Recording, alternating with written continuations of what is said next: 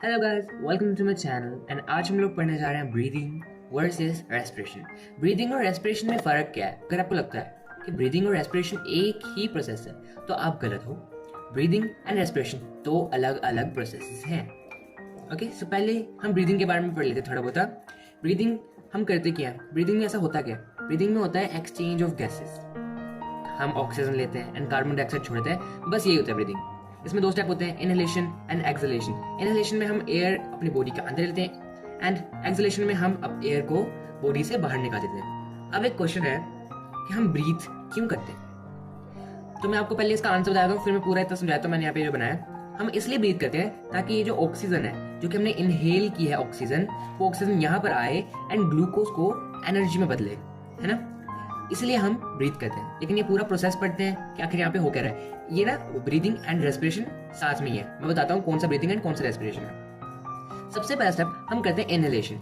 Inhalation में हम oxygen को इनहेल करते हैं अपनी बॉडी के अंदर। वो ऑक्सीजन जाती है ब्लड में, ब्लड से जाती है एल्वियोलाई से। हम वहां पे वो अगले वीडियो में पढ़ेंगे कि लंग्स से कैसे ब्लड में जाती है ना, हम पढ़ेंगे, ठीक है। सो लंग्स से जाते हैं ब्लड में। ब्लड में क्या क्या होता है? ब्लड में रेड ब्लड सेल्स होते हैं। रेड ब्लड सेल्स के अंदर हीमोग्लोबिन नाम का एक पिगमेंट होता है जो कि ऑक्सीजन को ट्रांसपोर्ट करता है। सारे के सारे जो हमारे ऑर्गन्स हैं उनमें ट्रांसपोर्ट करता है, मतलब ऑर्गन्स के सेल में ट्रांसपोर्ट करता है। मान लो कि एक सेल है एक ऑर्गन का, है ना। मान लो कि पैर का सेल है। अब ये ऑक्सीजन हमने इनहेल किया, यहाँ से आता आता आता इस सेल के अंदर आ गया। सो आपको पता ही होगा कि डाइजेस्टेड फूड हमारे ब्लड में जाता है, कहा जाता है विलाय से जाता है हमारे ब्लड में, है ना। विलाय से एब्जॉर्ब कर लेता है एंड विलाय से ब्लड वेसल्स के अंदर जाता है, ब्लड वेसल से ब्लड के अंदर जाता है एंड ब्लड तो पूरे बॉडी में फ्लो होता है, तो वो सभी सेल्स के पास पहुंचा देता है। तो मान लो एक सेल है, सेल में ग्लूकोज आ गया, डाइजेस्टेड फूड है ना, ग्लूकोज आ गया। एसिमिलेशन प्रोसेस है ये कि सेल को इसको एसिमिलेट करने के लिए इस ग्लूकोज उसे चाहिए नहीं, उसे चाहिए एनर्जी, लेकिन है यहाँ पर सिर्फ ग्लूकोज, तो ग्लूकोज को हम एसिमिलेट नहीं कर सकता सेल, है ना। सो वो लेता है ऑक्सीजन।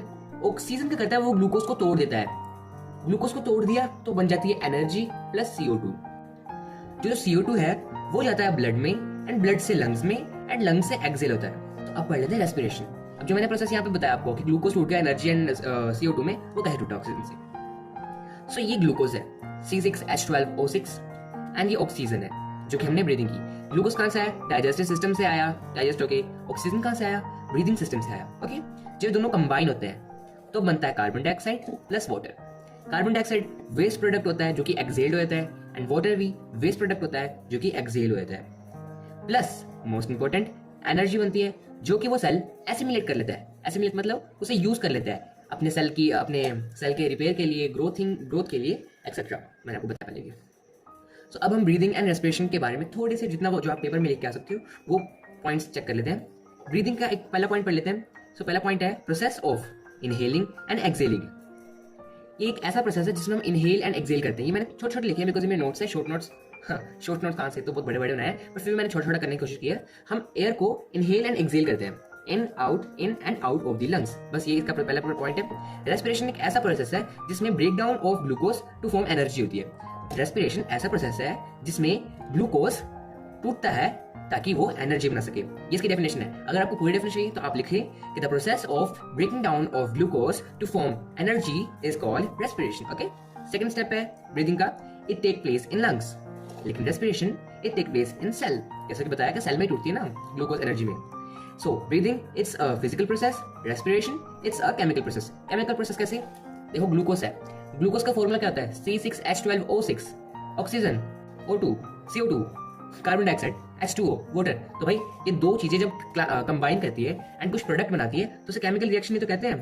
केमिकल रिएक्शन या फिर केमिकल प्रोसेस। ये भी आपने चाहे फर्स्ट चैप्टर पढ़ा हो, आपने शायद फर्स्ट चैप्टर पढ़ा ही होगा ऑब्वियसली।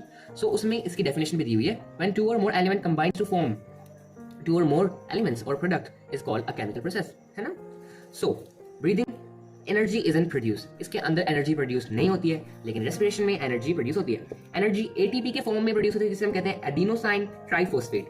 लेकिन ये बनती क्या है? ये बनती है माइटोकॉन्ड्रिया में। ये भी हम पढ़ेंगे इस अगली वीडियो में कि रेस्पिरेशन के आगे 3 टाइप्स होते हैं, तो कैसे कैसे रेस्पिरेशन मतलब वहाँ पे एनर्जी बनती है। सो माइटोकॉन्ड्रिया में बनती है, ये हम अगली वीडियो में देखेंगे। So thanks for watching this video. If you like please subscribe because most of the you don't subscribe my channel.